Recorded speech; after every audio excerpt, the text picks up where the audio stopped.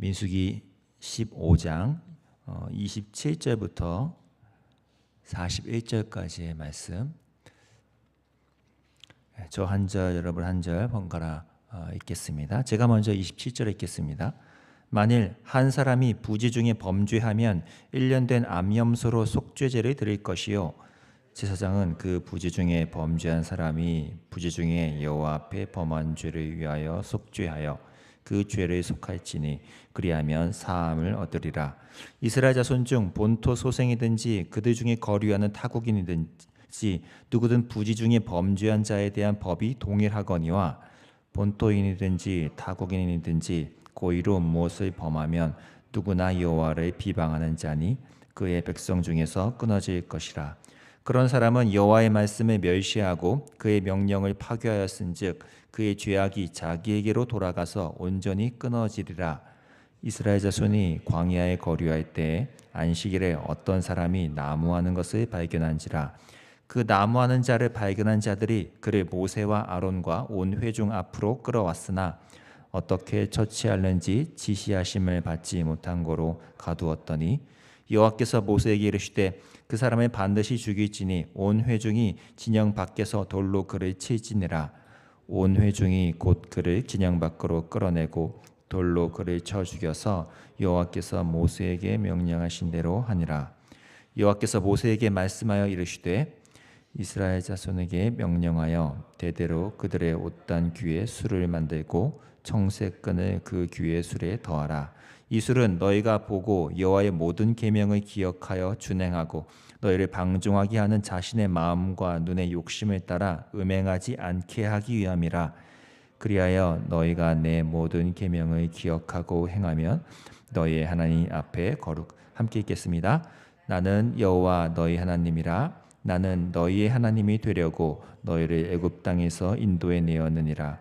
나는 여호와 너희의 하나님이니라. 아멘. 민수기 15장은 이스라엘 백성이 가나안 땅에 들어간 다음에 그들이 지켜야 할 법을 하나님이 다시 한번 설명하시고 언급하시는 내용입니다. 그 말을 뒤집어 말하면 뭐가 전제되는 거죠? 하나님께서 결국 이스라엘을 가나안 땅에 들여 보내실 것임이 이미 전제되어 있는 사실인 것이죠. 비록 광야에서 이 출애굽 1세대 한 세대는 다 죽을 것이고 몇 명 갈렙과 여호수아 외에는 살 수가 없지만 그 후 세대에게는 하나님이 약속하신 바대로 이 약속의 땅 가나안 땅에 들여 보내실 것임이 이러한 법에 대한 설명에서 이미 다 담겨져 있는 것입니다. 참 이렇게 보면 이렇게 다시 한번 법을 말씀하시면서 가나안 땅에 대한 약속을 확실히 하시는 하나님이 너무 너그러우시고 참 은혜가 풍성하시다라는 것을 새삼 느끼게 되는 게요. 바로 이 앞장까지만 해도 이스라엘이 어떻게 했습니까? 막 원망하고 의심하고 이 정탐꾼들을 비롯한 이들이 하나님께 불순종하고 막 이렇게 했잖아요. 근데 그렇게 막 이제껏 엄청나게 하나님을 향해 반역과 반항하는 태도를 보였음에도 하나님은 또다시 그들의 후 세대에게만큼은 여전히 너그럽게 은혜를 베푸셔서 이 약속의 땅에 대한 말씀으로 그들을 굳건케 하고 계시다는 겁니다. 이런 걸 보면 우리는 이제 항상 하나님의 너그러우심, 우리를 참아주시는 은혜, 이 속죄의 은혜가 늘 필요한 존재 아니겠습니까? 그 속죄의 은혜가 필요함을 이 15장 22절부터에 나오는 규례에서 이제 언급이 되는데요. 이제 속죄하는 방법에 대한 제사 규례이죠. 먼저는 회중이 부지 중에 죄를 범한 경우에 대해서 속죄를 이렇게 하라라고 언급하신 후에는 오늘 우리가 읽은 30절 말씀에서 일부러 의지를 담아서 고의로 죄를 범했을 때는 이렇게 내가 처치할 것이다 라고 이제 말씀하십니다. 근데 눈에 띄는 건 백성이 부지 중에 행한 죄에 대해서는 속죄를 하여서 그 속죄의 은혜를 제사를 통해서 맛볼 수 있게 하신다고 말씀하신 반면에 이 고의로 의지적으로 행한 이 범한 죄에 대해서는 아주 무서울이만치 하나님이 무섭게 처리할 것이라고 지금 얘기하고 계시기 때문이에요. 여기서 번역된 고의로 범하다라는 이 단어를 직역하면 손을 높이 들어서라고 이제 번역이 됩니다. 어떤 그림인지 이제 상상이 되시죠? 아주 손을 높이 들어서 이제 의지적으로 뭐 하나님 이거 뭐가 안중에 없이 내가 일단 난 이렇게 행할 거야라는 그 의지를 담은 죄의 행위에 대해서 지금 말씀하는 케이스인 거죠. 어떻게 하나님이 처벌하신다고 하십니까? 30절과 31절입니다. 제가 읽겠습니다. 본토인이든지 타국인이든지 고의로 무엇을 범하면 누구나 여호와를 비방하는 자니 그의 백성 중에서 끊어질 것이라. 그런 사람은 여호와의 말씀을 멸시하고 그의 명령을 파괴하였은즉 그의 죄악이 자기에게로 돌아가서 온전히 끊어지리라. 지금 손을 높이 들어서 의지적으로 죄를 범한 그 행동을 이렇게 표현하시는 거예요. 여호와를 비방한 거고 하나님의 말씀을 멸시하고 그의 명령을 파괴한 깨트린 행위다라고 아주 준엄하게 무섭게 말씀을 하십니다. 이런 말씀은 이미 레위기나 다른 곳곳에서 이미 언급되신 바가 있기 때문에 새삼 놀랄 만한 일은 아닙니다. 근데 진짜 놀랄 만한 것이 그 다음에 일어나죠. 이렇게 아주 엄중하고 이 죄를 고의로 범하면 완전히 끊어질 것이다라고 굉장히 무서운 말씀을 하셨음에도 이 말씀 바로 다음에 이어지는 32절에서 손을 높이 들어서 고의로 죄를 범한 케이스가 등장한다는 거예요. 황당할 정도죠. 바로 좀 전에 하나님의 준엄하고 엄중한 경고의 말씀이 있었음에도 바로 이어지는 내용은 그 엄중함이 증발도 하기 전에 손에 들어서 안식의 규례를 어긴 케이스가 지금 설명되고 있다는 것입니다. 이 흐름과 내용이 뭘 보여줍니까? 저와 여러분의 이 인간 우리의 아주 지독하리 많지 이 죄에 대해서 반복해서 지는 이 어쩔 수 없는 우리의 죄인됨의 실체와 수준이 여기에서 이제 드러나는 거죠. 아무리 하나님이 무섭게 엄중하게 경고를 하셔도 우리는 또 한 번 손에 높이 들어서 죄를 범하는 이들이 우리 삶에 부지기수로 일어난다는 것입니다. 여기서 등장한 이 안식일을 어긴 자에게 우리가 얼마나 손가락질을 할 수 있겠어요? 안식일을 범한 거 왜 그렇게 범했냐라고 우리가 손가락질 할 수 없는 이유가 저희한테 이제 대입을 해보면 어떤 거죠? 안식일의 정신을 우리가 온전히 이어받은 주일을 우리가 거룩하게 보낸다? 생각을 해보세요. 주일을 온전하게 구별하여 거룩하게 보낸 날들이 그렇지 못한 날들보다 얼마나 많습니까? 오히려 그렇지 않잖아요. 이 안식이 거꾸로 안식일에 대한 규례를 우리가 접목한다면 아주 무섭게 접목한다면 우리가 오늘날의 주일을 거룩하게 구별해서 보내지 않은 날이 하루라도 있다면 우리는 이 자와 똑같이 여겨질 수도 있다는 거 아니겠어요? 그러니까 우리가 누구를 이제 손가락질하거나 그럴 자격은 없는 거죠. 이렇게 우리는 죄에 대해서 연약하고 하나님의 말씀을 잘 지키지 못하는데요. 그런 저와 여러분에게 하나님은 어떻게 대하십니까? 오늘 본문의 맨 마지막 단락이죠.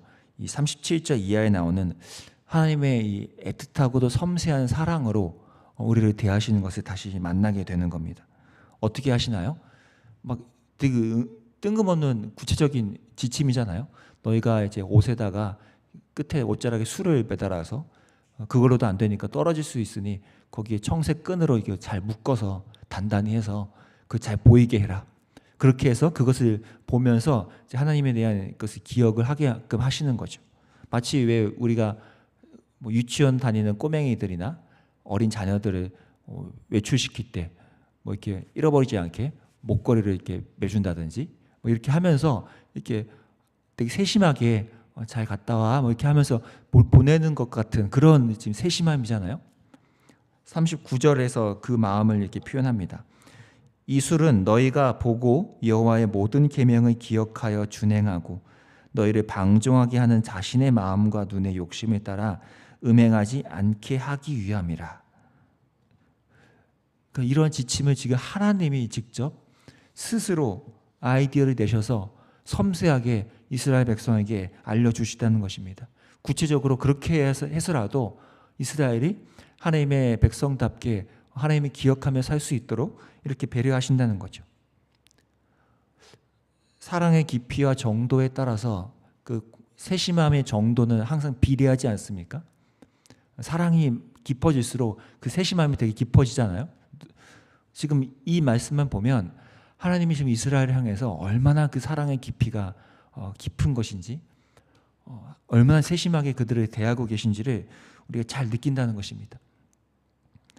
다시 한번 우리가 기억을 하게 됩니다.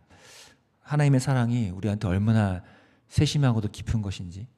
우리는 여전히 손을 높이 들어서 죄를 짓는 것에 빠르지만 하나님은 우리에게 이렇게까지 세심하게 사랑으로 다시 한번 우리에게 기회를 주시고 우리가 하나님을 더 기억하게 만들기를 원하시는 이 하나님의 애틋한 마음을 우리가 깊이 기억할 필요가 있겠습니다. 하나님은 우리의 하나님이 되려고 이렇게까지 열심으로 수고하셨고 헌신하시고 애를 쓰셨죠.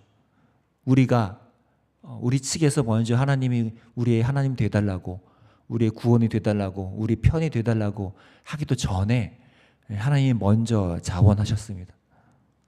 우리의 하나님이 되신다는 게 하나님 편에서는 뭐 그렇게 이로울 게 있다고요? 유익한 거 없잖아요. 하나님 편에서 하나님이 우리 하나님 되는 게 뭐 되게 좋고 기쁜 거 그렇게 없습니다. 한 가지 이유 때문이죠. 우리가 하나님이 없어서는 안 되는 상황인 것을 아시고 우리에게 친히 하나님 되어주시기를 자원하신 것입니다. 죄인으로서는 도저히 하나님을 찾고 하나님을 의지할 수 있는 힘이 우리에게 없기 때문에 하나님이 스스로 먼저 자원하셔서 우리 하나님이 되려고 우리에게 다가오시고 또 오늘 이 37절 단락처럼 우리에게 이렇게 세심하게 우리의 삶을 이끌기를 원하시는 이 애틋한 마음이 하나님의 우리를 향한 마음이라는 것입니다. 이 하나님의 열심, 그분의 세심함 때문에 우리는 졸지에 느닷없이 하나님의 자녀가 되었습니다.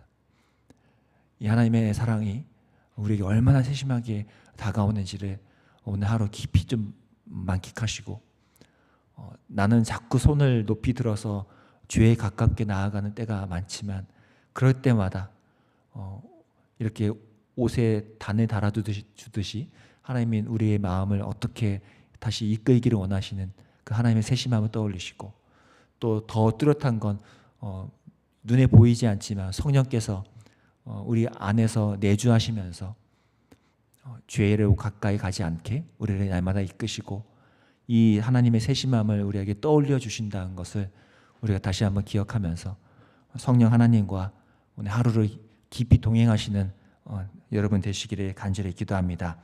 제가 기도하겠습니다. 하나님 아버지, 우리는 자꾸 손을 높이 들어서 하나님이 안타까워하는 죄를 범하기에 빠르지만 하나님의 그 신실하고도 세심한 마음은 우리의 그 죄인된 자들의 옷에 술을 달아주고 끈을 메어주어서 너희가 나를 다시 한번 기억하게끔 그렇게 나는 원한다라는 마음을 표현하시는 오늘 이 하나님의 세심함을 마음에 깊이 담습니다. 우리 스스로 하나님을 제대로 믿고 따를 수가 없기 때문에 하나님 먼저 우리에게 찾아 다가오셨고 하나님 스스로 자원하셔서 우리 하나님이 되려고 애쓰시고 열심히 내시고 부지런히 우리에게 헌신하시는 이 하나님의 세심함을 우리가 기억하며 이 하나님의 은혜에 이끌려 살아가는 저희 모두 될 수 있도록 인도해 주시기를 원합니다. 우리 하나님이 되어주신 주님께 다시 한번 이제는 우리의 삶을 기꺼이 드리기에 우리가 마음을 쓰고 우리의 삶을 드리며 나아가는 참된 순종하는 주의 자녀들 될 수 있도록 성령님 함께해 주시기를 간절히 원합니다. 예수님의 이름으로 기도합니다. 아멘. 오늘 이 하나님의 은혜 앞에 나아갑시다. 주님, 우리의 아주 지독하고 끈질긴 이 죄성을 연약함을 주님 불쌍히 여겨주시고 그러한 우리의 마음들과 삶의 모습들을 다시 한번 주 앞에 엎드린 채 주님 우리를 정결케 하신 후에 성령께서 우리를 다시 한번 붙잡으셔서 주님의 마음을 기억하고 주님의 세심함을 떠올리며 그 사랑으로 나아가는 그 사랑 앞에 내가 기꺼이 순종해가는 삶이 될 수 있게 인도해 달라고 주님의 은혜와 사랑을 깊이 묵상하시면서 함께 기도하며 나아가겠습니다. 기도합니다.